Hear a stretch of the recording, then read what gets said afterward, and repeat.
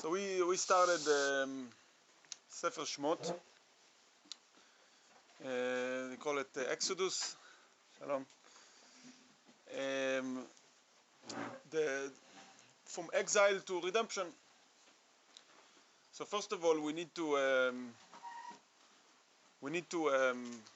define what is exile and how do we get there.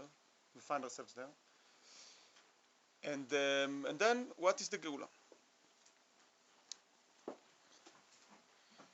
So it's explained in Chassidus when we're talking about mainly within, like for us today, right now, for each individual. What does it mean? So exile, it means that you're not doing what you want to do, basically. That's what exile means. Okay, basically doing everything else. Like I have to do this and I must do that. And I'm just gonna finish that and then I'm gonna do what I want to do. Okay, basically, the will is in exile. That's what exile means. Especially after Yetziat Mitzrayim, that it says, the Maharal MiPrague, the Rebbe brings it from the Maharal MiPrague, that in Mitzrayim the bodies were mamish in exile. But after Yetziat Mitzrayim, the Jewish body is never in exile anymore.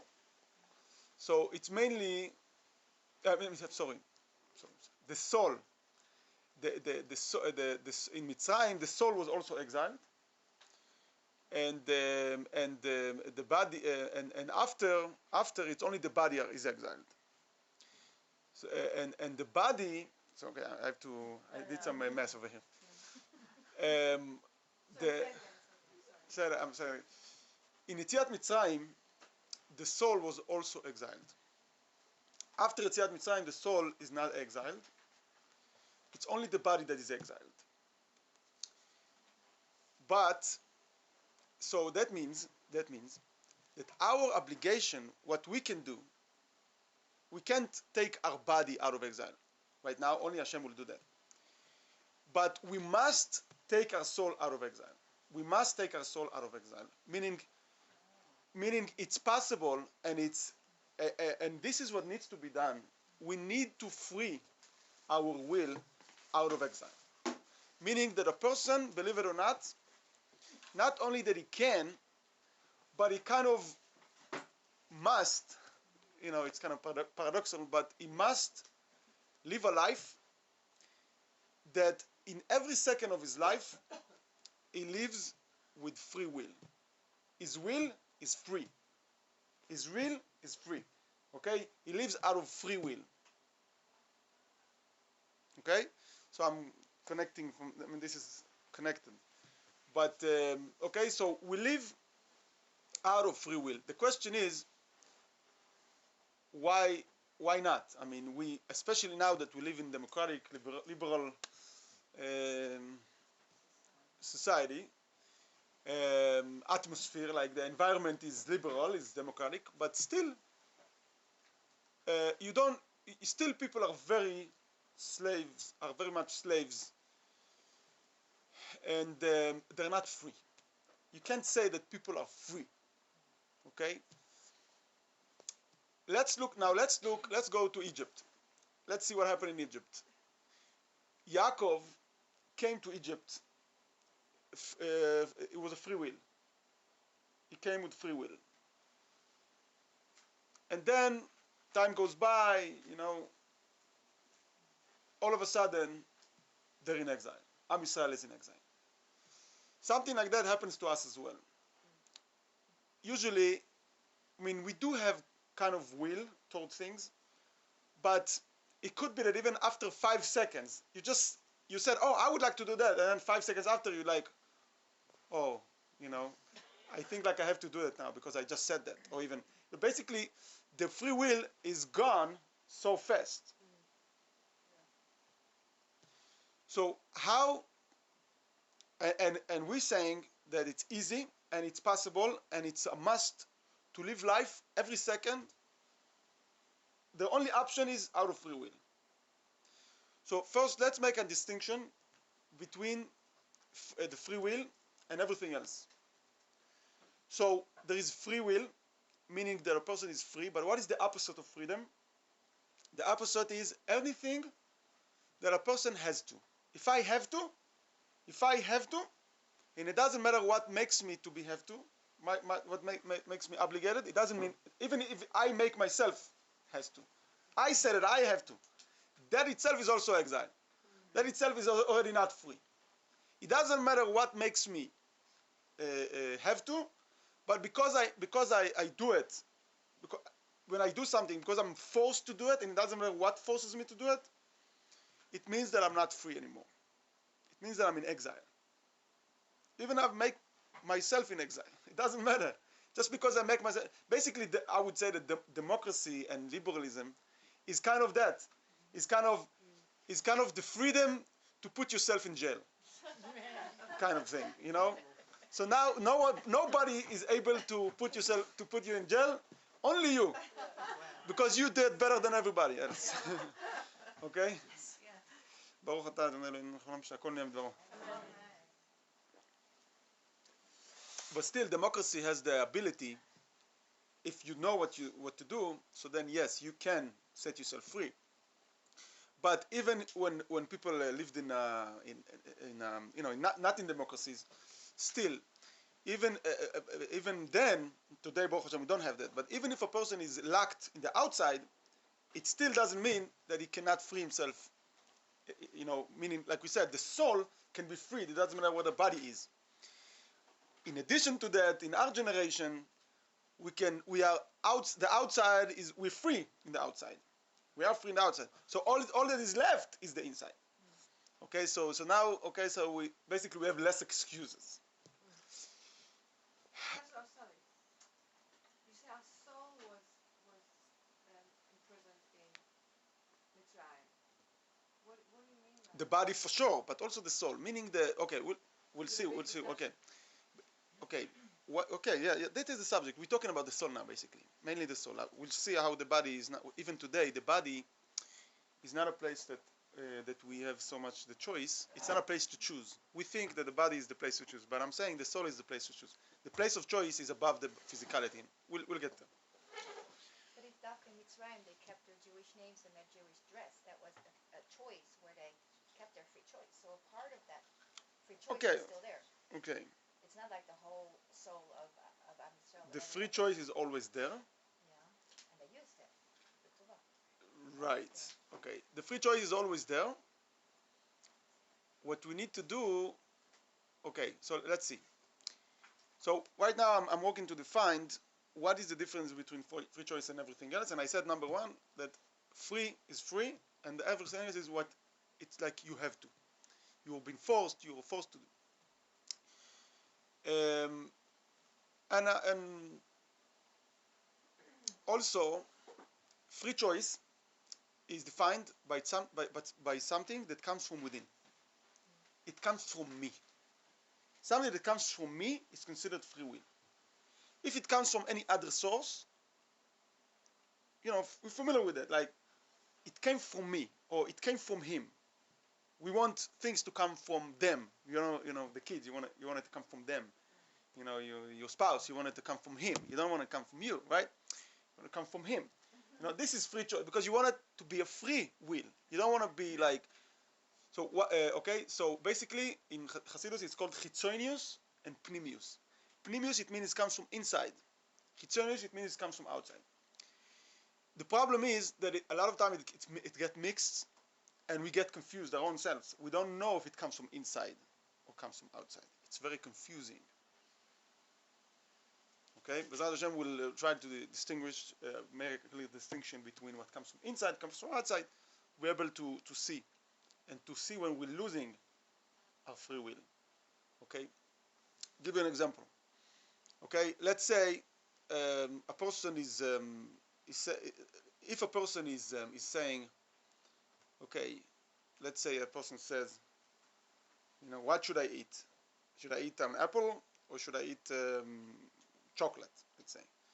So you say, okay, chocolate is with sugar and other things, and apple is natural, and I read somewhere that apple is 1 apple a day. So that's on outside. So no, it's good, right? But so then he's gonna take the apple, let's say. So was he making a free will choice? No. Of course not, because he was making what he was doing is his brain, his seichel, forced him to take the apple. So I'm not saying it's bad. You know, we should. By the way, we should do things. There are many things that we have to do. There is things that we have to do. But that is not considered free will. It's not considered free will. He has to take the apple. That's the right thing to do, to take the apple. And even if he's going to take the chocolate, it's still not a free will, because he, okay, because the actual idea that he had a choice between chocolate and apple, okay, put him in a position that he has to choose. Since he has to choose, so it doesn't matter what he's choosing anymore, because it's not free.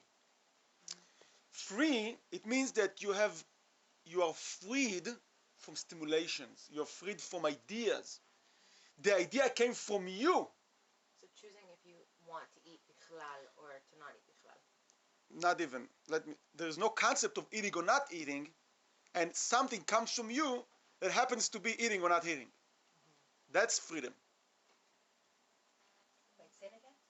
Can you please? She was saying like eating or not eating. So I'm saying eating or not eating is a choice,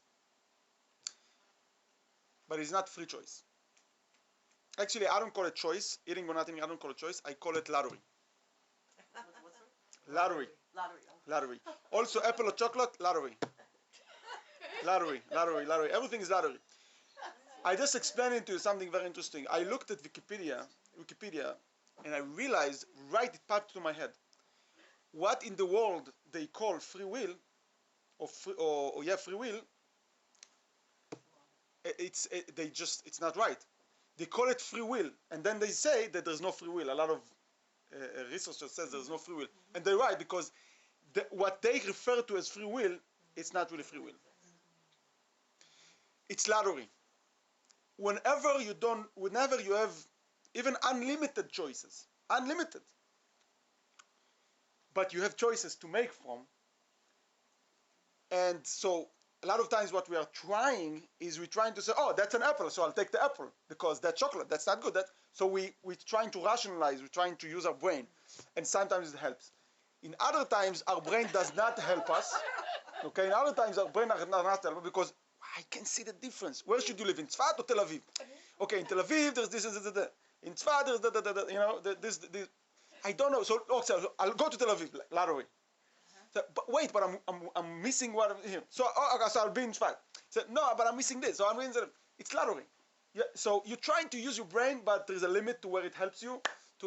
And then, but you're forced to make a choice. You're not free. Meaning it doesn't come from you. Now, Bichlal, once we engaged physicality, meaning you can live in the whole world, but once you attach your choice to something that is already exists, it's already you're not free. Because physicality is already stimulating you, is already, ties you.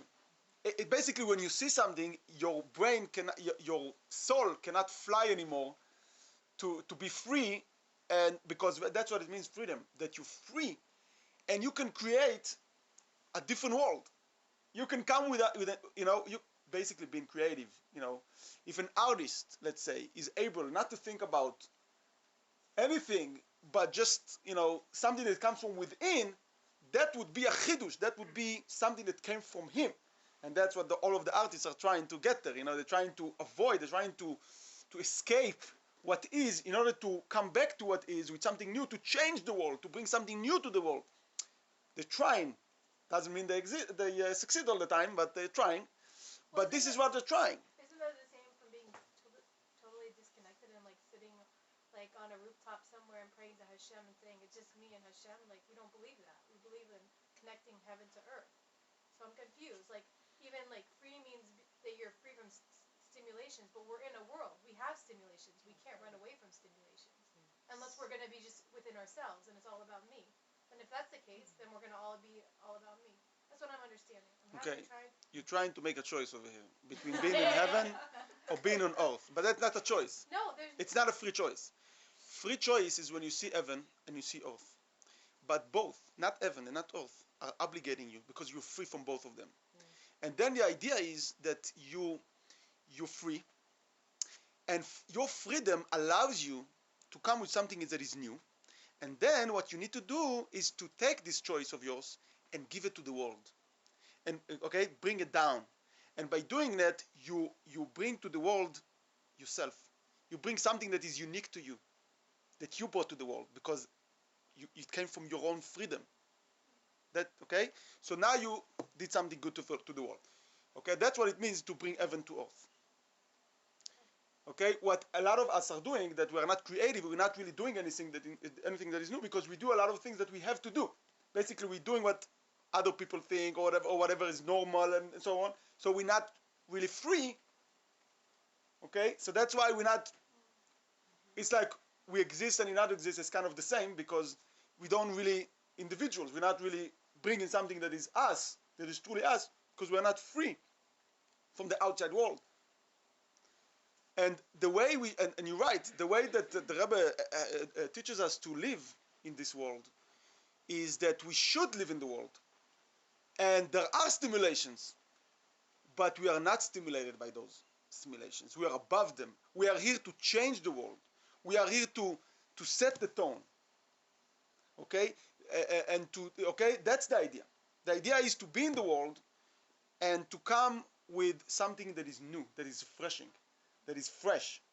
A fresh outlook, a fresh solution, a fresh approach, fresh. You are in the reality, but you bring in something new to the reality. You're not doing the same. Okay? That's what a shliach is, to bring light to the situation. Everybody knows already everything else. You're not here to tell them what they know already. You're here to bring a new and fresh light that nobody ever seen. That's what you're here for. But for that, you can't listen to everybody, what they say, and say, yeah, I agree with you, I'm in the same boat. It's good for a start. But you gotta bring the light. You gotta bring something new. Well, there's nothing new under the heavens. Under the heavens. But above the heavens, yes. And we should be, that's the whole point, that we should be above the heavens. We should be above the stimulations of the world. Should be above the stimulations. We should be above the physicality. We should be free from physicality. And then the news come. Then the newty, the new comes.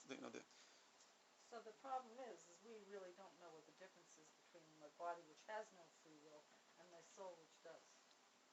Okay. That's really my problem. Right? Right. Okay. Okay. I mean, one of my examples to look at it is that when you look at us, each one of us, we see the body. You can, mostly, for the most part, you have two choices. It's either a boy or a girl. There's nothing new in that. And then, you have nose, you have eyes. But, so you can't really point on the difference necessarily at first. But if you start to go in, you come to the uniqueness of each individual. Okay? You start to see the differences. What is it? So it's kind of heaven and earth. It's kind of like something that is loftier, something that is unique, that is going through something that is the same. Okay? That's the idea. The idea is to reach that uniqueness, which we call freedom. And from that freedom, to want something, then it coming from you, and that will change the sequence, the order of what's going to happen in the normal, regular routines. So in other words, what we're saying now is this. Basically, I need to eat, right? I need to eat. We all need to eat. For example, it's kind of the same. I mean, we need to eat. How do you eat in a way that is free choice? How do you do this, the same things with your flavor? That's the question. Because that's what you were saying, you know. It's not like, oh, I don't have to eat anymore. What do you mean I'm free? I'm not free. I'm very much attached. You know, everybody eats. The tzaddikim eats also. The greatest tzaddik, you know, that is free, that is one with Hashem, that is unlimited like Hashem himself. Does he eat? Yes, he does. So where do you see the difference? So the idea is that everything can be done, and that what makes it practical. Everything, it's not about physicality. The physical is the same. The food is the same. The question is, everything has the body part, which is what you have to eat, for example, and it has the free choice part. It's also there in everything. And our job is to do what we have to do, but do it out of free will. Understand? But not connected to the body because you said it's not free now anyways. You need to free yourself from the body in order to do the body matters in a free way, with free will. It's using the consciousness to bring the body out of galus. Because if I'm making... Eventually, it will lead to get the body itself also out of galus, but it's not what we doing. What we're doing is we eat. Eating is eating. That's it. You can't, whichever way you look at it, everybody eats. Tzaddikim eat, everybody eats. You're not changing anything in the physical. Like you said, there's nothing new under the sun. What you're changing is you freeing your soul from being defined but by what you have to do, and you're healing your consciousness to be a consciousness that is free. And with this consciousness, you're doing the same things, but it's completely different. You know what it is? You know, you see there. Okay, you do the same thing, but it's completely different. It's the kavanah. You do the same. It's not okay. You're doing the same thing, but it's completely different. Okay, for example, give you an example. There was a guy that came to 770, and he something bothered him. And what bothered him was that why religious people are thieves. He decided that religious people are thieves, and he said, you know, there is that idea, and he said, why religious people? So he argued with students there, and they were telling him this and that. They told him everything that's possible to say.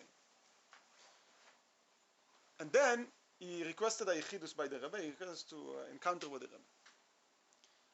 Came to the Rebbe, he was asking this question. It seems like it really bothered him. He had experiences probably with religious people that, I don't know, and a lot of times they put in the news that they emphasize that and stuff. So anyway, he came to the Rebbe, he asked him the Rebbe. The Rebbe answered him this answer. The Rebbe said, religious people are people like everybody else, you know, and they have bad inclinations like everybody else. Being religious is not you don't get a stamp on your forehead that you become a tzaddik just because you put a hat.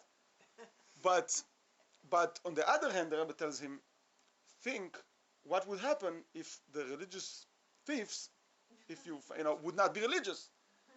Okay, that would be even worse. Meaning, a religious person is not a tzaddik. It's just by being religious, he shows and that he puts an effort to be better. He still has faults like everybody else, but he's being religious, meaning I'm trying to be better. I'm doing my best to be better, and I still have problems. Okay, that it's not a stamp. That I'm good. In one day I became good.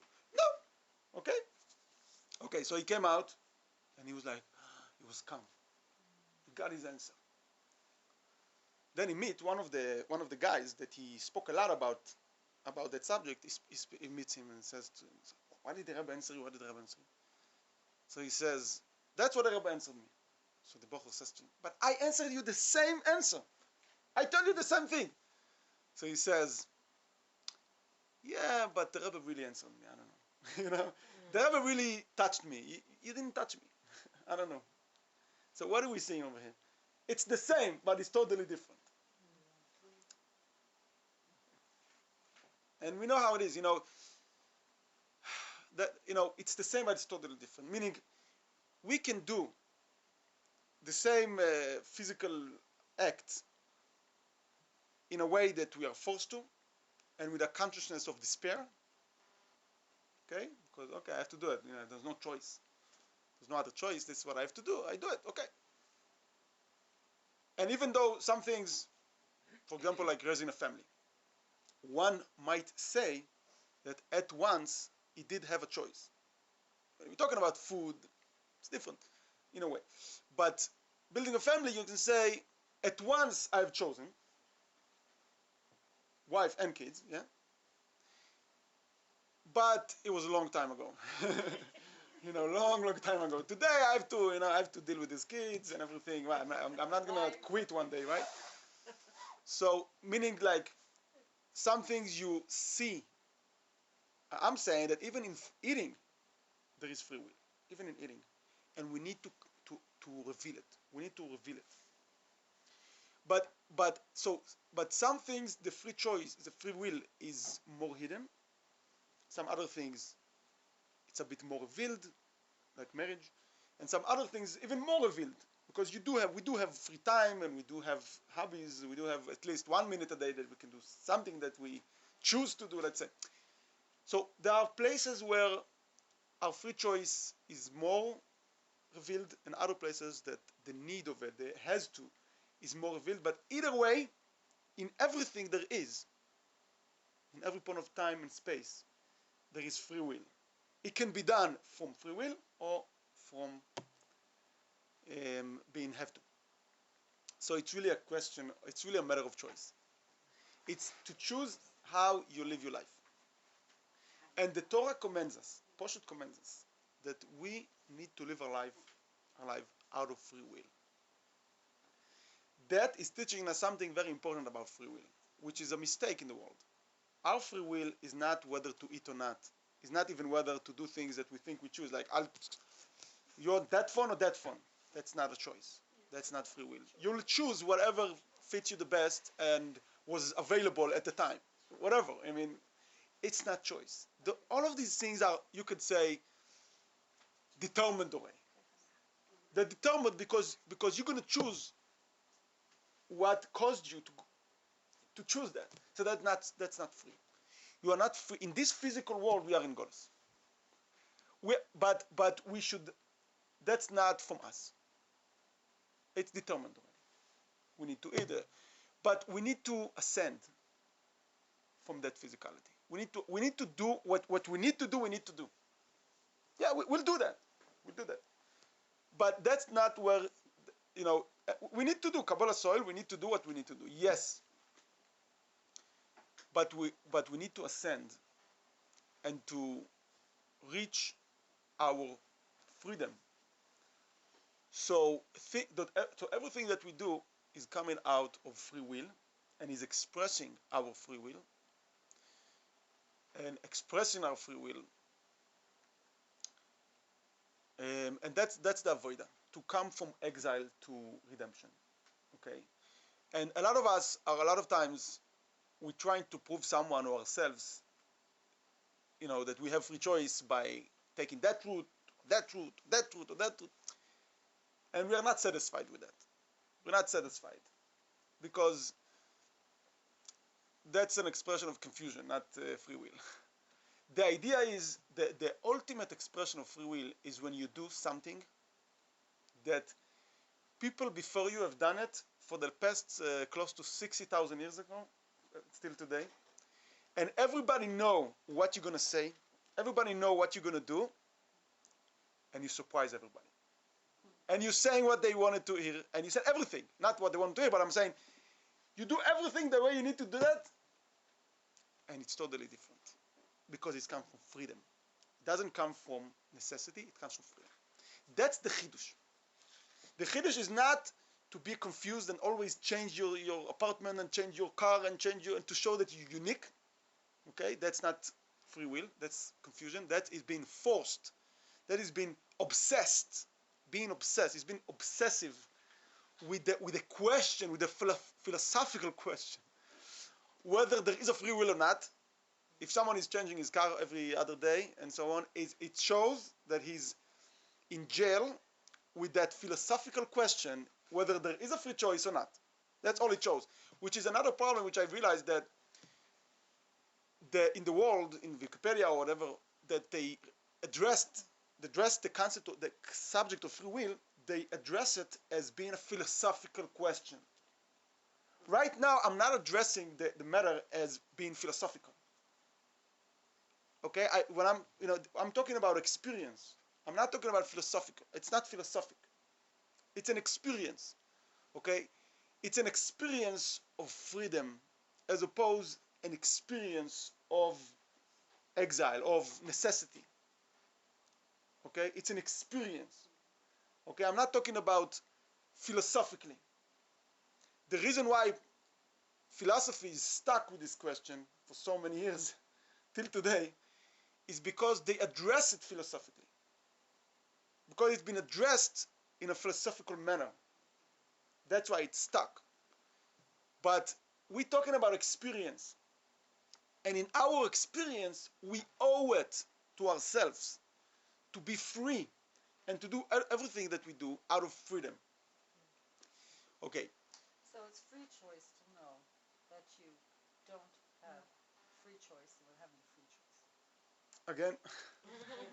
So free choice really is knowing I don't have free choice about having free choice. If it's a philosophical discussion, I have free choice as to whether I have free choice or I don't have free choice.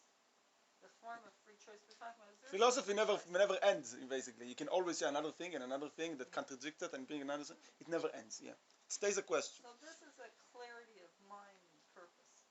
It's not the lottery, should I, shouldn't I? Oh, exactly. Now let me explain. I'll try to do it quickly. What is the difference between what people call choice, which is lottery, and between true choice? And how true choice even affects lottery. Okay? And okay, so so I'll go through it fast. The Rebbe explains like the Kabbalistic ladder of consciousness. So I'll go through it fast. Okay, let's say I do something with my hand. It's called malchus. I move this cup. Okay? What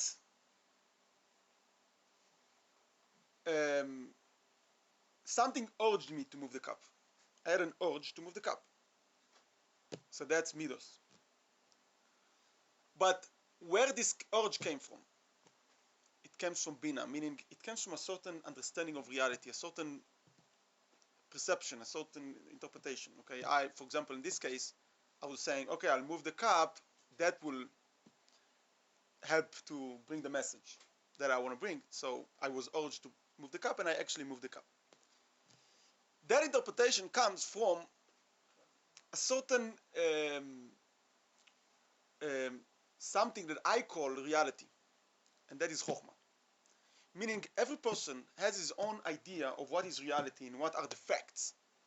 Different people notice different things because different people see reality in different ways. They experience reality as different ways. So that's chokhmah. Chokhmah is what is your reality. Then, how different people reality, why people are drawn to look at reality in a certain way, different than others, is because of people will. But when I'm saying will, I'm not talking about free will. I'm talking about democratic will, meaning people that are obsessed with their own will. But I want that. But I want that. I want that. I want that. We are stuffed with many, many wills that we are kind of slaves of those wills. Because why do you do it? Because I want to. Okay, so do you have to do what you want? I have to. That's it. I have to do what I want. Wow. And if you want 10 different things, and if you're in the middle of one thing that you want, and then another thing comes, what happens now? So you become crazy, okay? But I have to do what I want. What can I do? So that's not free will, but we call it will. Rotzen. So people want different things. Because they want different things, it changes what they notice. If someone wants to help people, he will see people that needs help. If someone wants to, be, think about him, want to help himself, so he will probably not gonna notice people, relatively. Okay. So it's about wills, and sometimes you want something now, and because of that, it helps you to see things that you didn't see before, and then you want something else later, and then because you shift your will, so now you don't notice anymore things that you might have been noticed if you were stuck with that previous will. So meaning that will is controlling chokhmah and so on. Is will bina, you said? Will? No, will is above chokhmah and bina. Will is Keter. above. Keter is called keter in the Kabbalah. Crown is above the head. The head in the head you have the brains, 3 brains actually, but right now we mentioned 2. And then above will there is a higher level. It's like being a king over the reality, like you're saying, I'll decide what I want. I decide what to want. Because like King Achashverosh, is the king. He decides what's going to happen. But it's still like a forced thing because you kind of force yourself, and that's what happens to us a lot. We confuse many times that level with free choice. That and lottery is the easiest to confuse between free choice and this. Meaning we like that's what we said. We choose to do something, but then we are forced to our choice. We are forced to our own choice.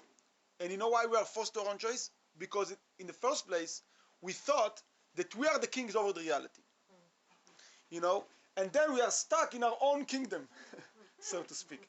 So it's kind of, we are not attacked by wills. We are kings over our wills. We decide what to want or not, but then we get stuck in there. So in a way, it's higher than being attacked by wills, but is being a master of your own will. Okay, being a master of your own will, it's good. Like Achashverosh is a king, but still you get in jail with your own will. Okay, you don't feel free. Okay, you're kind of the king of your own jail. Okay, or you in the jail. Okay, you put your own king in your own jail, whatever, you get, yeah.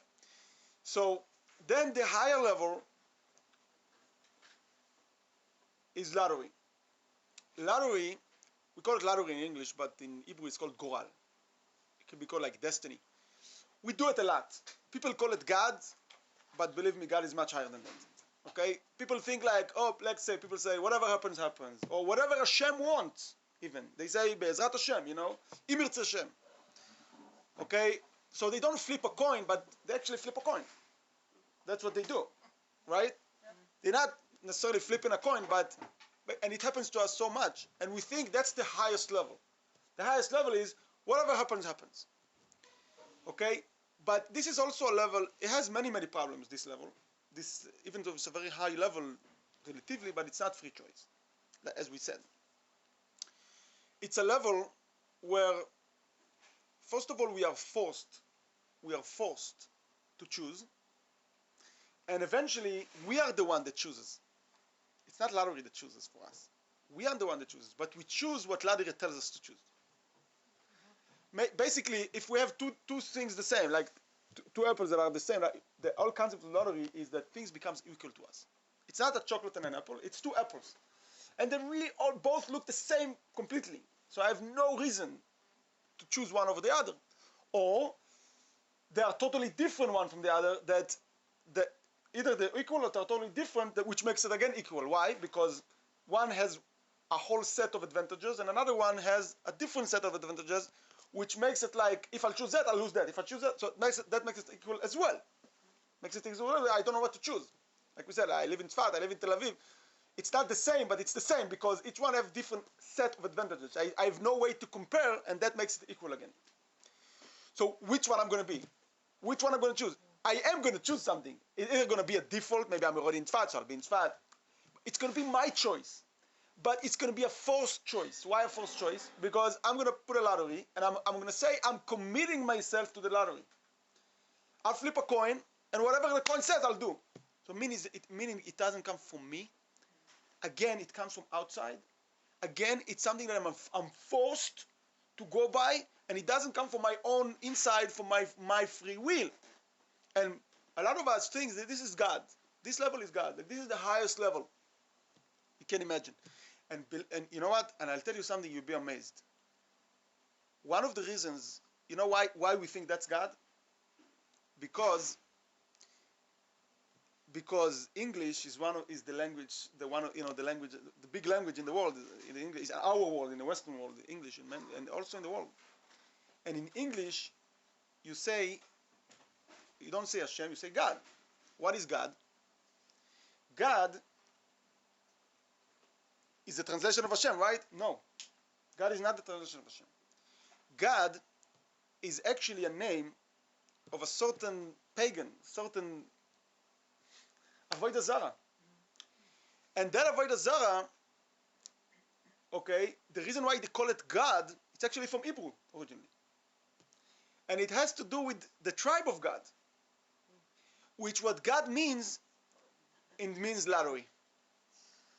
It means luck. So that basically is the root of our mistake. So look how far they go. Yeah.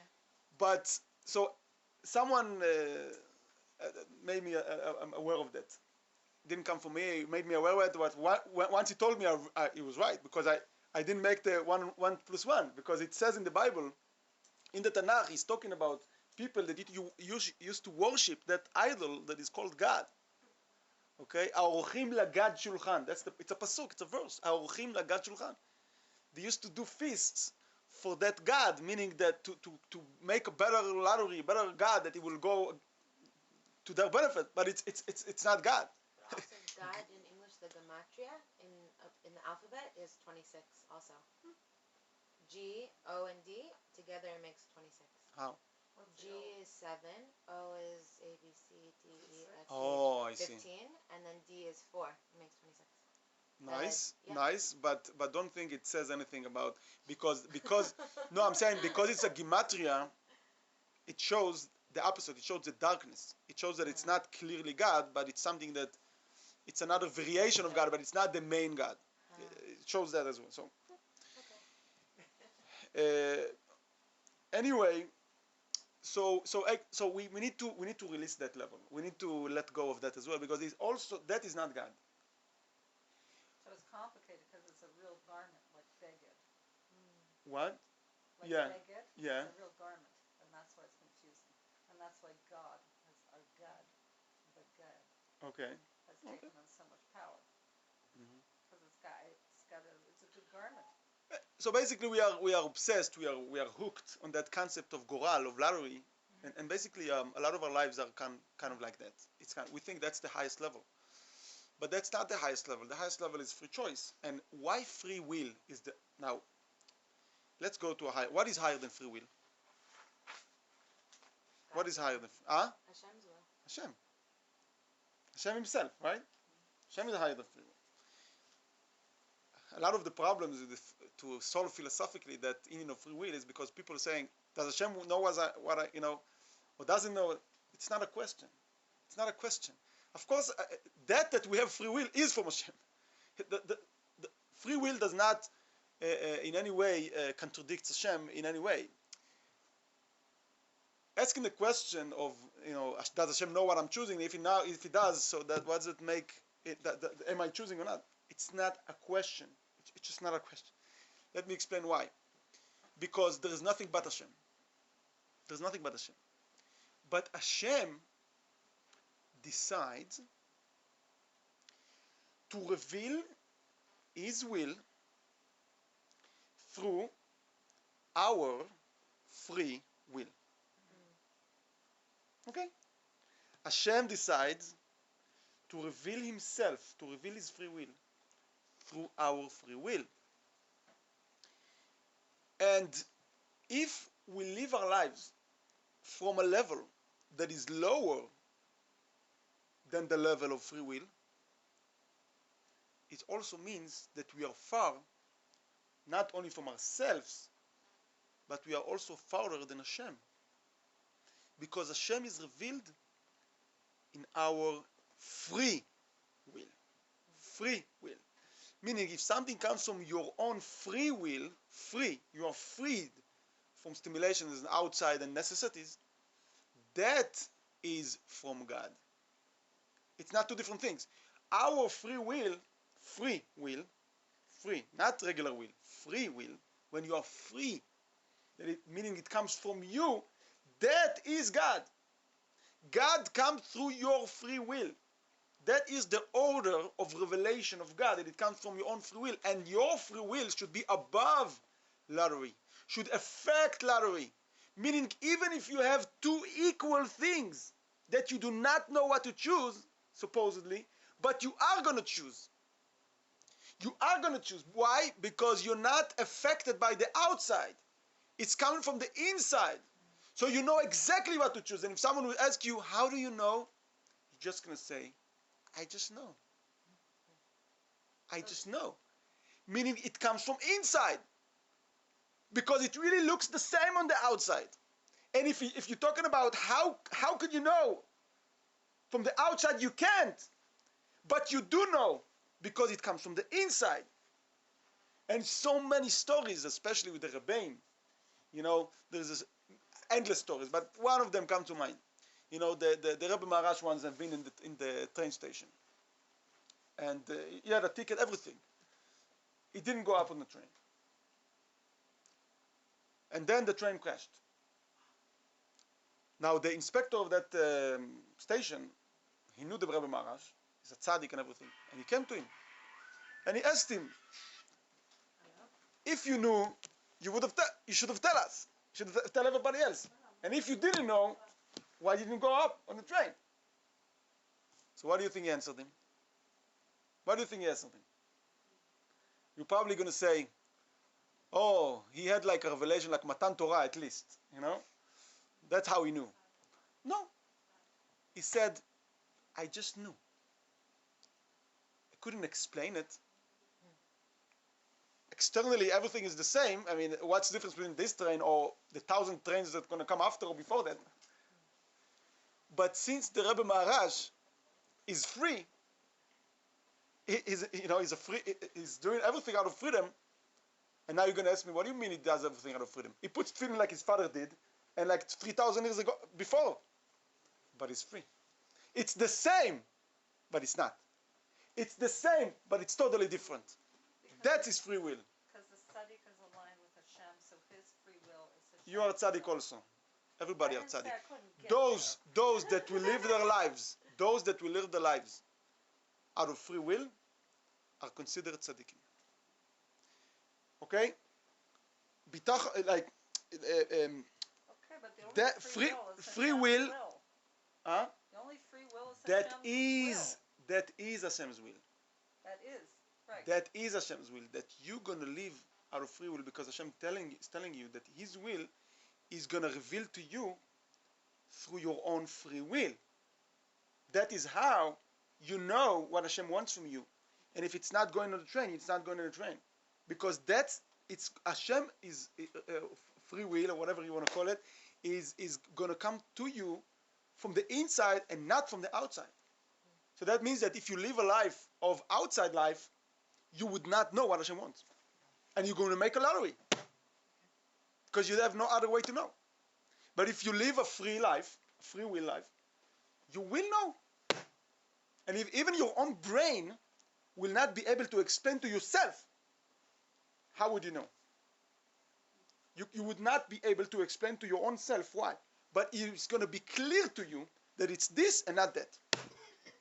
And you would be right because you're free. Because your will doesn't come from different choices that you make, outside choices. It comes from within. And from within, there's only one option, always. Even if the outside, everything looks the same. From within, there's only one choice. And it's clear. It's not even, there's no percentages. Oh, 99% that and 1% that. No percentages. It's this and not that. Period. And you know what? I will even make it even more clear. It's not that it's it and it's not it. It's positive. Free will is positive. Means it's it.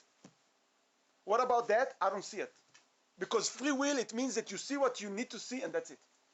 and nothing else matters. Meaning, and that is the problem, by the way, of being have to do things. We do things out of free will, but then, wait, but you have other options. So now it's hard to go with your own free will because you have other things. That is the problem. Meaning, you start with free will. If you have one option in the world, let's say, of a spouse, it's no problem. But the problem is there's others, right?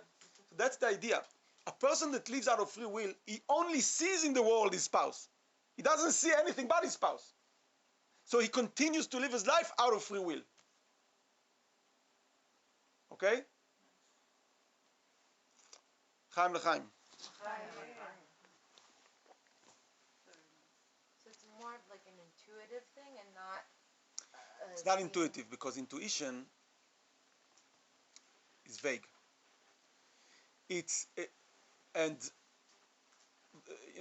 Intuition is a word that comes from the world, and it has a certain associations and everything. So I don't want to use this word at all. That would be confusing. It would confuse you and me. It would confuse us. It's confusing us. Those words confuse because they come from the outside. If you want to strengthen, what is the way to strengthen our touch, our connection with our free will? That is the question. So, generally, I would say to pashut learn this mimer, which is Purim Tafshin Yud Gimel, again and again.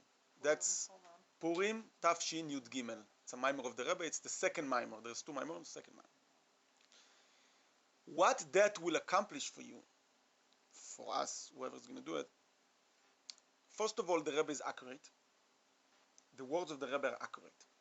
So you go over the words again and again, and you're not trying to come with other words which are your interpretations, like intuition even. So then the words of the Rebbe will find place in you, things become clear and clear and clear. Now, what the structure of the mimer, okay, is that it's going through the ladder of self-consciousness. That's the way I introduced it to you. It's the ladder of self-consciousness. And the ladder of self-consciousness, in order to reach free choice, free will, true free will, in order to reach freedom. Once you're free, then everything that will come out of it, whether it's will or a thought or an act, it's coming out of freedom. It's free act, it's free will, it's free everything. It's not only free will, by the way. It's just freedom. Okay, it's coming out. It's rooted in free will, but it's free because you reach freedom. So what we look to reach freedom from exile to redemption. That's what we're looking, right? We're looking to get freedom. We need to be in a freedom state of being. There's no other way. Anything that is not freedom is golus, and we are obligated. We must. It has to be our mission to be free. So how do you free yourself? How do you get to that place? That is basically what it is. It's freedom. Once you're free, so then you can eat, you cannot eat, you can eat now, you can eat later. You're not like stimulated. You're not like I must eat now, or I must eat that, or I must do that. You're free. Okay? So then even you'll see in food even, or other things, you see the freedom there instead of the necessity. But again, how do you get to freedom? Because there is freedom in everything. It's everywhere. Everything, freedom is everywhere. But also slavery is everywhere. So that's the thing. Mitzrayim is not only a place in the world. Mitzrayim is Mitzarim, So how do you reach freedom? So what we should do is going through the mimer, but what we do is we do a process of elimination. That's what we do. We do a process of elimination, acknowledgement, and then elimination, and then the freedom comes. Let me show you. Basically, we have freedom, but the freedom is covered with necessities. We are free. In essence, we are free. Who is free? Especially now, like I said, in previous generation, you couldn't see it, right? Because people were above us. But Bepnimius, like you could see it in jail and people, I don't know what, but inside, you can be free. It's not a contradiction. But especially in our generation, that no one is holding you to anything, So that is much more clearer how freedom is everywhere. If we do have freedom, we do have freedom. It's just that it always comes messed up. We always mess this up by involving ourselves in things I don't know what. But anyway, we're in jail. We don't have to be in jail, but we're in jail. Something like that. So we have freedom, but we need to eliminate. We need to clean the dirt that is that is covering our freedom. We need to reach. We need to come to that place which is really us. Everything else is not us. If we are forced to do something, it's because it comes from outside, not from inside. That's why we are forced to do that, because everybody does it. I can't not do it. Let's say. So it does. So and even if no one would be here, and then you would do it anyway, but then it was clear that it comes from inside, not from outside. And when it comes, even it could be that it comes from inside and you don't even know, because your free will is stuck in I do just what everybody else are doing. You got it? Okay. It could be that even you would do it without the matter, but you don't even know. So you're still in jail because of that. So how do you uncover the freedom? Exercise. There's something in exercise that we do. This is my exercise. I started to do it myself, and it's amazing. So this is how it's done, practically. A person looks at the clock. He gives himself 15 minutes, okay, and he does it at least once a day. 15 minutes. Minutes for what? For an exercise. Physical exercise. No, it's not. For an exercise that I'm gonna say now. Okay. Okay, but the exercise starts by setting 15 minutes on the clock. Okay, like it's not about I'm finished 2 minutes. No, 15 minutes, 15 minutes. Okay, it's not something you accomplished, so you can leave early. No, 15 minutes is the beginning of the exercise. Okay, that's it. Maybe it's the most important part in the whole exercise, that it's 15 minutes. Okay. Not less. And in those 15 minutes, I'm not telling you to breathe, to do meditations, to close eyes. I'm not telling you these things, okay? I didn't say that. I believe, and I realized that when you do this 15 minutes, it will help you breathing as well. But I'm not putting the focus on breathing, okay? I realize myself that it helps the breathing as well. All of a sudden, it makes your breathing work well, more natural and everything. But that's not what I'm saying. It's not about breathing. Okay? So then in this exercise, in these 15 minutes, what you do is, lechatchila, the first place, for sure you choose the best time, but you got to choose a time. That has to be, you have to force yourself. You got to choose a time. It doesn't matter. Same time every day. No. It depends on you. It depends on you. It depends on you, but you gotta have 15 minutes. You find the time. And then in the 15 minutes, you are quiet. Silent. Now let me explain to you what silence means. At first, when I'm saying quiet, when I'm saying silence, you right away, what you hear is not to speak, right? So it's not the beginning of silence and it's not the end of silence. It's somewhere in the middle. It really starts with not doing anything. Meaning that usually when we are silent, a lot of times what happens is that we play with things. Okay? If we see food, we eat it. Okay? If we see something interesting in the street, we look. Because we have nothing else to do. No. Silence is not because you have nothing else to do.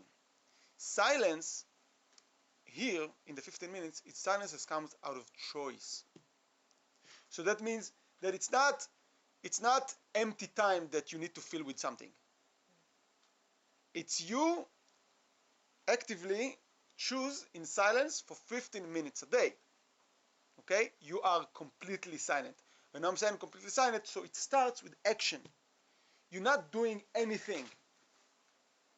And I would recommend even not to even, sometimes when we're silent like that, all of a sudden things are itching. So we become busy with our own selves.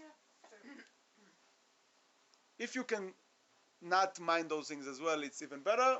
I'm not gonna make a big life. If it's really itching, I'm not gonna tell you that, but I'm telling you, this is all the enemies. All of these things that like you must do, these are your enemies. All of these things, including the itching. It's all your enemies because it's like it makes you a slave. It makes you reacting and not being free. So this is the Yetzer Hara, this is the Paro and all of his friends from the Bible and later that are trying to get you. They're really trying. So it's not doing, it's not looking anywhere. You realize that your eyes are trying to, to catch something interesting, to be occupied. That is how you've been enslaved, basically. What are you supposed to look at? You're supposed to close your eyes? Not be involved in looking. That You can is look, don't be the involved. process of silence. The process of silence is that you with awareness, you're choosing to be in silence. So that means that, well, let's say your eyes are, you know how it starts. You're gazing, and then all of a sudden you catch something. So that is the silence, that you aware of that, and you remove your eyes from, what captures it, because you choose to be in silence. Okay, that's the idea. You could close your eyes, and you might be falling asleep also, which is another danger. Really. And you should be aware, choose to be in silence and not fall asleep. Yes. Yeah. It is a challenge, but that's how you get to your freedom. What does the mind do? Can the mind, The say mind one is way, choosing to be in silence. the mind's not wanting to think either. We think, yeah, exactly. Okay. We think, I'll tell you what the mind is doing a lot. But let me it's a process of elimination. Silence, we only know silence when we have to be in silence. But we need to choose silence for 15 minutes. I'm not saying to be silent all day. Not at all. You continue your life, you do everything regularly. But for 15 minutes, you can choose to be in silence. But not successfully. What do you mean? What I said. But not successfully. Well, you can't. What? You can't be silent. My eyes are gonna still have some doubt. Okay, like I'm not looking at okay, the so you guy. I'm answered not yourself. thinking about So the you guy. answered Okay. yourself. You answered yourself. Yeah. That is what the mind should do while you're doing it. You should choose to be in silence. You're going to have a lot of obstacles. You're going to have a lot of work, Yes. no challenges. But that is the work. The work is to choosing with awareness, choosing actively to be in silent. And silent starts by not doing anything. But let me go to the next thing. So this is malchus, not to do anything and not to speak anything. But then also not to, basically what we should be in that state in Shmona Esrei. That's what we should be. But this 15 minutes is helping us to do it in Shmona Esrei better as well. Or the opposite, Shmona Esrei is going to help us to do it in this 15 minutes. Or if someone decides, at first I was doing it in Shmona Esrei, and then I decided I want to do it besides Shmona Esrei. I want to do it, just to have the time. But actually in Shmona Esrei, that's what it should be. That you'll be completely silent, like you stand in front of the king. Let me help you by saying that it says in the Midrash, the Rebbe brings it in this Maimer, that whenever we are in silent, I'm saying it kind of the backwards, but it's kind of the same idea. Whenever we are in silent, we're basically inviting Hashem to speak, to be revealed. Whenever we speak, so Hashem doesn't take at the time. So it's kind of corresponds to what we said, that Hashem is revealed in freedom, in free choice. So being in that place of freedom, that you don't have to do anything, okay, brings the true self, brings the freedom which invites Hashem to be revealed through you, through your own freedom, through your own will, and then your will, and then you can speak, but your speech comes from the freedom. Your actions will come from the freedom. It will be free actions. It will be free speech. It will be free. It will be really free. But we're saying what is later only. So you don't do anything, you don't speak, and then you're gonna start. What you're gonna have is you're gonna have like the challenge you're gonna have. The challenge we're having is that you're gonna have like, wow, I must something, And then after a little bit, it's gonna reach a peak. Like I must, and then, but you won't because you choosing to be in silent. It's actively. It's gonna reach a peak, and then it's gonna disappear. It's gonna be like, okay, whatever. I don't really have to. Okay, and even if you didn't eat for a month, if it's not possible, but if you eat it for a month, the 15 minutes are not gonna make the difference. Okay. Okay, and so anyway, so after you didn't do it in action, then the emotions. You're gonna feel boredom, and you can't stand that. You're gonna feel helpless. You're gonna feel an urge. You know, it's not gonna be about doing anything, but it's gonna be an urge. It's gonna be a certain emotion. You're gonna get angry. You're gonna go to sleep because of that. Maybe you might want to go to sleep. You're not going to sleep, but you want to go. You will want to go to sleep because of these emotions that basically are controlling you. Usually, are managing your life. You are a slave to those emotions, and that's why what you need to do is to let that go by with silence, meaning with taking no action. We need to go through it as well in silence. What's going to happen again after a minute or something? That also is going to reach a certain peak, and we realize that we are much more, or that we are more than just acting upon our urges and emotions. We will find a deeper place within us. That is not the deepest place, but we're going to realize it's not just because I feel boredom, then I have to do something. You know, it doesn't. You know, so it reaches a peak, and we'll move on. And then also, Sorry to say, the I must is active Chochmah. What's the I mean, if you relate it, since you related yesterday. right, I did So what is I the must? midas. What emotions and midas? Malchus is the action, is the actual action of speech is Malchus, and also a thought is also Malchus. Like if again, like we said, you see something. Usually, this vision it has to do with the thoughts. So, but it's the same idea that you don't like be silent in your thought. Meaning, it doesn't mean that you don't think. It means that you don't let your thinking control you. Like you're paying attention that you have thoughts. You're not trying to fight against anything. Being quiet, it means you're not fighting. You're not fighting, but you become more and more aware of what is going on within you, which usually you're not aware of that. The silence gets you to be aware of what is going on inside, but it also allows you not to be above and to reach a higher level.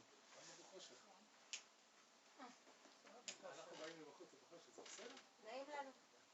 אנחנו באור, אנחנו לומדים תורה, אני לא יודע מאיפה אתם הגעתם. סתם. So it's just letting go again and again. Let go of this, it came forward, let go, let go, Yeah, let go. yeah. The only aware choice you make is, the only active thing you make is to choose to be in silence. To hold in the silence. It's not easy. But you practice it. As you go, you become more and more in control, you're more in touch with your true self. And then the brain is gonna start working. It's gonna be like, okay, fine. Let's say, you're gonna say to yourself, I'm not gonna do something because I'm urged to do it or because I need to do it. But this is something I usually do. For example, interpretations. Like, you're gonna try to not be silent in your brain, meaning you're gonna say, okay, it doesn't bother me to, let's say, eat while I'm in silence. Let's say, okay? You're gonna explain, you're gonna rationalize things. You can even rationalize the silence. But the problem is that it's not complete silence, because that means that you're channeling the silence with your brain. And that's not good. It means that you're subjecting yourself to your own interpretations. That's Yetzirah. Again, it's doing what is appropriate. It's doing what is right or wrong. You become again subjected. There is no reason in the world why a person for 15 minutes a day will not do something that is right or wrong. It will not go by right or wrong. Okay? Even if a person has to daven every day and he has to do chitas and whatever, and he has kids and whatever you want to call it, it's impossible that he's not going to have 15 minutes that is not going to listen to his brain. Okay, it's just not, it's not right. Okay, Michelle. Okay, so you should not listen to your justifications of basically going out of silence, because and you continue to choose actively in silence. But when the thought comes, you just notice it and just go, like you just don't buy it. You don't buy into it. But That's the thoughts work. are going to come. They're going to keep coming. Yes, that's what it is. The urges or your hands are, because you know how it is. Like say a person sees food, so he doesn't want to eat, but it's like it's already in his stomach. You know what I'm saying? You know, we are controlled. The same with our brain. We don't actively choose anything, and all of a sudden, we are moving. We are moving. What is moving us? We are slaves. We are slaves of certain feelings that we don't want to feel, like boredom. It's not nice. It's not easy to feel boredom. So it's moving us toward doing something. But you know what it says? It says that the boredom brings to sin. Boredom brings to sin. It says in the Mishnah, Pirkei Avot. Basically, and also our brain. It's like, our brain is like, oh, let's say you're wasting your time. It's brain. It's bitul Torah. It's the brain. And that's how a person is moving all the time. He's a slave and he's not able to stop. To really review, to really be the owner of his own life or his own choices or whatever it is that he's doing. So you want to stop for a second and say, oh, I have to do this. And you don't realize that you've been a slave. Okay? I heard some woman that says that she has one day a week for laundry, and let's say if there is a day before that day and the laundry reaches the roof, she doesn't even see it because it's not laundry day. So No. it's not. I brought it right now. I brought it right not to be an example for free will. I brought it to the example of how you run your life and not your life was running you. That's all I brought it for. It's not the example for free choice. It's not. Okay? It's not the accurate what free choice is, but it is that it is a level. It is shows something about being, managing your own life from freedom, being free, and not the opposite. And then the next thing is going to come up, and that is chokhmah. Chokhmah being reality. We are all suffering from this inyan, and we call it, oh, this is the reality, these are the facts. For you. Now, calm down. Stay in silence. There's no reason in the world why we cannot stay in silence for 15 minutes. That's what you should tell yourself, because you should prove it to yourself that you can, that you are more than just a slave. Just because the reality is that someone is calling, okay, and the reality that the whole world needs you and the whole globe is on your shoulders. Yes, I don't want to reduce your self-esteem, but for 15 minutes that you chose, it couldn't be that you can't be for 15 minutes not reacting to the reality and the facts. And technically, Shmoneh Esrei is the same idea. Shmoneh Esrei, you should be in that way, right? You should be able to, you should not listen and not be involved in things that are going on around you, and even your own thoughts, and even if you're a little kid, depends, right? There is halachot at Koach Nefesh or your own responsibility and so on. But the concept exists. So if you can do it in Shmoneh Esrei, still you need to be on control in your life. I'm not going into details, but I don't know, one of the things that, sometimes I daven Shmoneh Esrei and my kids, my little kids, like not babies, but I'm saying like 3, 4, 5, 6 even, they come to me when I'm daven. And this is something that helps me, this consultation helps me, and I don't respond to them. And they learn that, I'm davening Shmoneh Esrei right now. It's also good to education. It's not bad to education. It's good. Because they see what it means to be concentrated, what it means to be involved, to do something that you want to do and not just be with the wind all the time. And then, so you let that go. Reality, fact, you let that go. and then like you notice different things that pulls your attention, but you need to laugh at yourself. You need to laugh at that. Like, yeah, I see what you're trying to do. You know, I see your power trying to, you know, but you choose actively to be in silence. You choose actively to be in silence. You see what comes up, and as you go, you'll feel more and more. Your breathing is gonna be better. You'll realize that. You know, breathe better. You're gonna feel better. Pashut. As you do it, you feel better because you less. You're not. You know, I have to do this. I have to do that. You feel better. But again, I'm not. This is something you realize. You pay attention. You realize that it's happening. You become. It gives you a breath, but it's not about breathing. It's not about breathing. It's not about, okay, it's not about your body. It's not about breathing, but it is going to affect your body also. It's going to bring peace to yourself. It's going to bring, okay, it's going to reveal an inner self to your present self.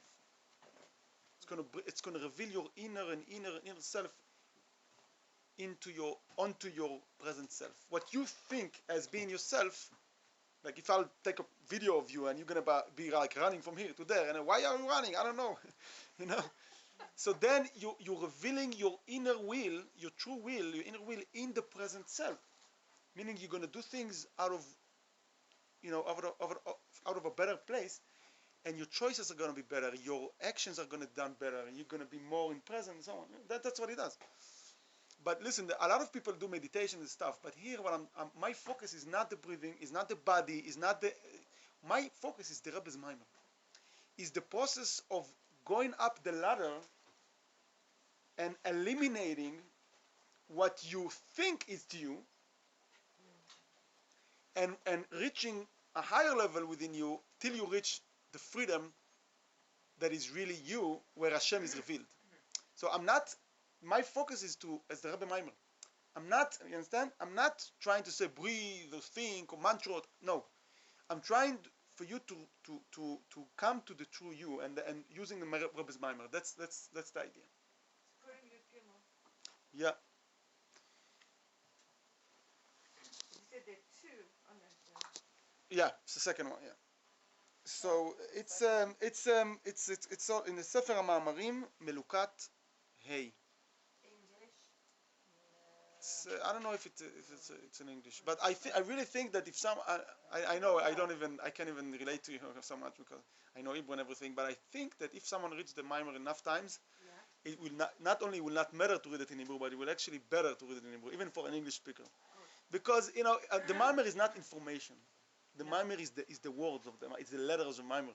It's simply to go over that because this is where it is. It's there in those words, in those Hebrew words. This is where it is. So just keep reading it and reading it and reading and you can translate it as you go. But anyway, you're gonna have to read it more than 1 or 10 times, because it's a life. It's a thing. So sooner or later you'll know it. You know the English translation of it as well. You go and you translate it to yourself, and then you continue to read it. This is a life. It's for life. For me, I feel like it saved my life because I feel that this is the first time. I don't know why it's like that, but once I found that concept of free choice, what it really means, free will, I realized that I can't go back. I can't go back. How can I continue to live a life that is not for my true self? You know what I'm saying? I want to live a good life. I want to live a life that is willful, right? I don't want, I don't want to be a slave anymore. You all of a sudden you find your goodwill. You find your goodwill underneath the whole things all of the things you are a slave to. All of a sudden you find, wait a second, where is my goodwill? I never get to do what I really want. But I said, what you really want is everywhere. In everything you do, you just have to find that goodwill. It's like an energy field that your goodwill, instead of looking at physicality, okay, and saying, this is what I want. No, this is what I want. What are you talking about? Well, you want food. It doesn't matter if you want or not. Meaning the discussion here is not about physically I want that or I want that. The discussion is, where is my goodwill? Where is my goodwill in food? Where is my goodwill in the family? Where is my goodwill in Torah and mitzvot? Where is it? Where is my goodwill? Where is it? Because it's everywhere. It's in you. Okay? And then go fast, but then the will again. You're gonna say, so I'm not subjected to my own brain to tell me what is appropriate, what is not. I just do whatever I want, which we call democratic and liberal. But even that you have to let go. For 15 minutes, you're not obligated to do what you want. I don't know why it became obligated to what you want, but somehow it does. So you're not subjected to what you want. You're not a subject of your wills. The opposite. You can choose to be in silent and not act upon your will, not reacting. And that, again, it will reach a peak. Each one of them is going to reach a peak because it's so real, I must, I must. That is the slave. Because if someone does something because he must, it means he's a slave. Who does something because he must? A slave. Okay? He must, right? Because he's a slave. That's it. So if you have to reach this peak, like, I must, and you don't do it, even though you must. Yeah, you must, but you're not going to do. And that's how you reach you go, oh, you know what? I didn't do it.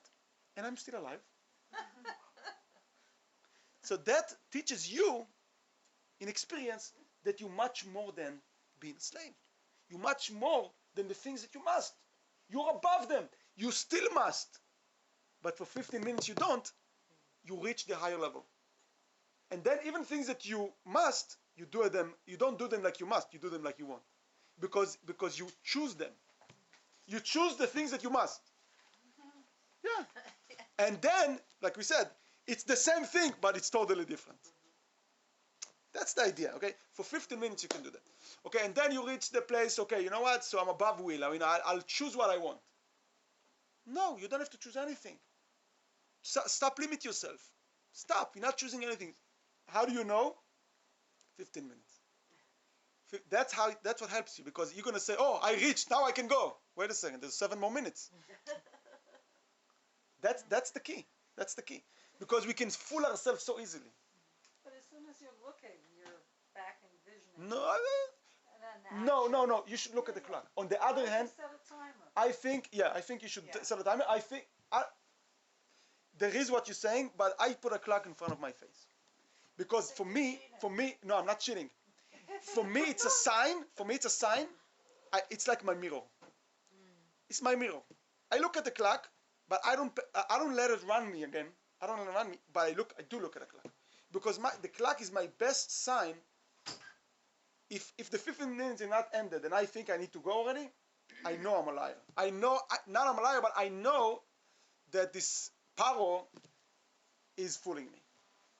And I'm trying to find out where, basically. Every time you check, you're involved in the action of seeing how am I doing. Every time you check. You're right, I know. and you need to let go of that. Yes. But the clock is a real clock. Right, so timer means I can't even begin to think, I wonder how many minutes are left on my timer. I'm just stuck. You probably letting will. Okay, go I'm not. of that. I don't have time, so I don't wanna say. I have my own insights about that because my own experience. But let's leave it that. It reminds me of something I saw on YouTube from Rabbi Twersky. He talked about many years ago he went to a spa and whatever they did with him, okay, you stay here for an hour now, and if you have a problem, just press this and I'll come. So he sat there, and after a few minutes he couldn't stand it anymore, and he buzzed and he said to the attendant, okay, I'm ready to go on to the next thing. And the attendant said, no, you've got to just sit like this for an hour if you want to do the next thing. This is, the procedure, whatever. And he said, okay. And he sat a while and he realized, I can't stand to be with myself. And That's it. time went on. And then after a while, he got used to this and he came back for this treatment again and again. But in the beginning, and imagine if Rabbi Twersky couldn't stand to be with himself, how much we can't. No, it's okay. Sometimes it's the opposite. Because sometimes the smart people, they are so smart because they're avoiding being with themselves. Well, that's what he discovered. Yeah, exactly. So okay. Anyway, so then the goal. Then you're gonna say like, okay, whatever happens, happens, and you think like, oh, I reached my goal. You'll be like, okay, are you totally releasing? Okay, so I'll be here for an hour in this case. Okay. And you think you just reached the top of yourself, and that's not the top of yourself, because you need to be, okay, whatever happens, happens, but who is going to determine what's going to happen? If it's not you, it could be someone else. It could be Haman. that determines what happens to you, God forbid. So you need to go back and choose again quiet, choose again silence actively, and say, I let that go as well. Yes, whatever happens, happens. But there is something that is above it. And that is above it is your freedom to choose.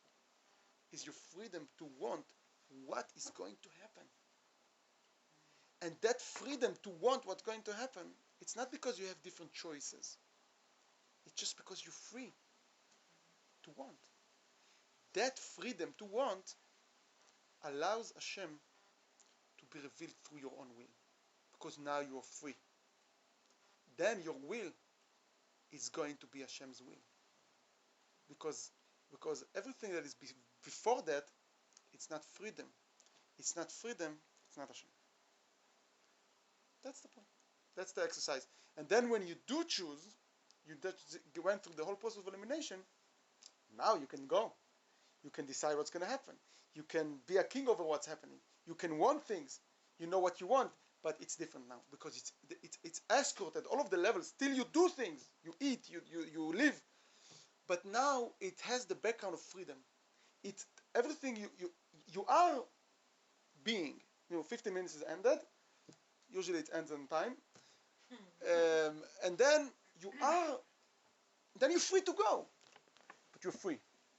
You're more accurate with yourself. It comes from you. Things are more and more coming from you. As you do it more and more, every day, things are coming from you. You're going to say, okay, now I'm eating. You're going to say, now I'm eating. And now I'm eating, let's say. Now I'm eating. And when you don't need to eat, you're not going to see the food even. Believe it or not. You're going to have food in front of your face, but you're not going to see it. You're not going to see it. Meaning that in the words of the Rebbe, there is no bad. Not only that there is bad and you're avoiding it and you choose the good, but there is no bad in the first place. Because when you need to eat, it doesn't matter if you have food on the table or not. When you need to eat, you're going to say, now I'm eating. It doesn't matter if you're in the middle of the desert or Antarctica or something. He said, now I'm eating. And then, believe it or not, you're going to have what to eat. And then, if you don't need to eat, you're going to have a lot of food, good food. You're not seeing it. You don't see it. And if you have a chocolate and an apple and chocolate is not good for you, let's say, you're not going to see the chocolate. You're not going to see it. And if you need to see the chocolate, you will see the chocolate. That's free choice. That's being free. You're not subjected. You're not a slave. It comes from you. When you decide you need to eat, you will eat. And the amounts you need to eat, and so on. You master in your life, basically. That's it.